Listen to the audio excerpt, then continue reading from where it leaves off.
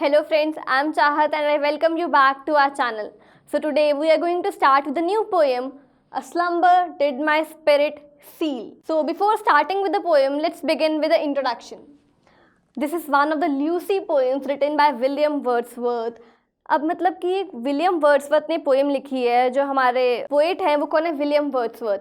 This poems have been dedicated to his beloved. जो ये poems हैं वो किसके लिए? उनके बिलव्ड के लिए.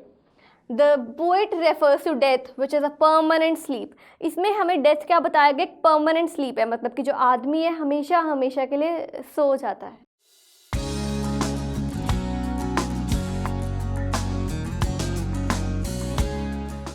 The poet did not realize when his beloved Lucy slept forever. उसे पता ही नहीं चला जब उसकी जो beloved थी लूसी वो कब हमेशा के लिए सो गई. That is, she died. वो मर गई. She had taken life for granted. Life जो है, जिंदगी है, काफ़ी granted ले ली थी उन्होंने. And realized this harsh truth of life after her death. और उनके मरने के बाद ये जो reality का harsh truth है उन्हें उसको face करना पड़ा. So now let's begin with the poem. The first stanza is, A slumber did my spirit seal. I had no human fears. मतलब कि मैं हमेशा के लिए सो जाऊंगा और मेरे में कुछ ह्यूमन फियर्स ही नहीं होंगी. ना मैं डरूंगा, ना मैं एंग्शियस होऊंगा, ना इनसिक्योरिटीज होंगी, कुछ भी नहीं होगा. She seemed a thing that could not feel. ऐसे लग रहा था वो कि ऐसी नॉन लिविंग थिंग बन चुकी है जो कभी कुछ फील ही नहीं कर पाएगी. The touch of earthly ears. जो अर्थ का टच है, किसी चीज़ का भी टच है, वो किसी चीज़ को फील ही नहीं कर पाएगी. बेजान सी बन चुकी है. The next stanza is, no motion has she now, no force. मतलब उसकी बॉडी के अंदर इतना सा भी मोशन नहीं है, इतनी सी भी फोर्स नहीं है. मतलब अपना हाथ भी नहीं उठा पाती, पलके भी नहीं चपकती, कुछ भी नहीं. बॉडी बस बेजान पड़ी है.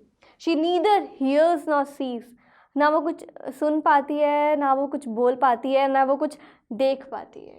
Rolled around in earth's diurnal course with rocks and stones and trees. मतलब जब मरने के बाद हम आदमी को ग्रेव में डाल देते हैं तो उसने बोला है अब वो अर्थ का पार्ट हो चुकी है. अर्थ की मिट्टी के अंदर वो है, अर्थ की हर एक चीज़ के अंदर वो है. उसकी जो बॉडी है टाइम के बाद एसिमिलेट हो जाएगी, सॉइल के साथ मिक्स हो जाएगी, अर्थ के अंदर वो मिक्स हो जाएगी. So now let's begin with the question answers. The first question is, a slumber did my spirit seal, says the poet.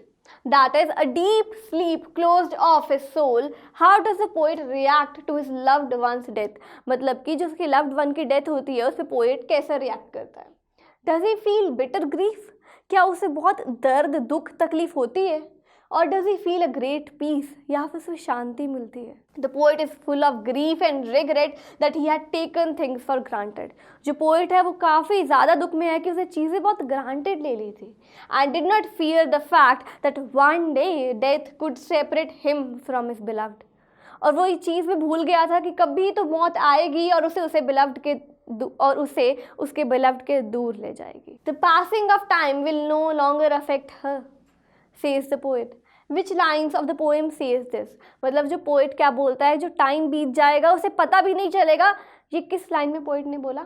She seemed a thing that could not feel the touch of earthly years.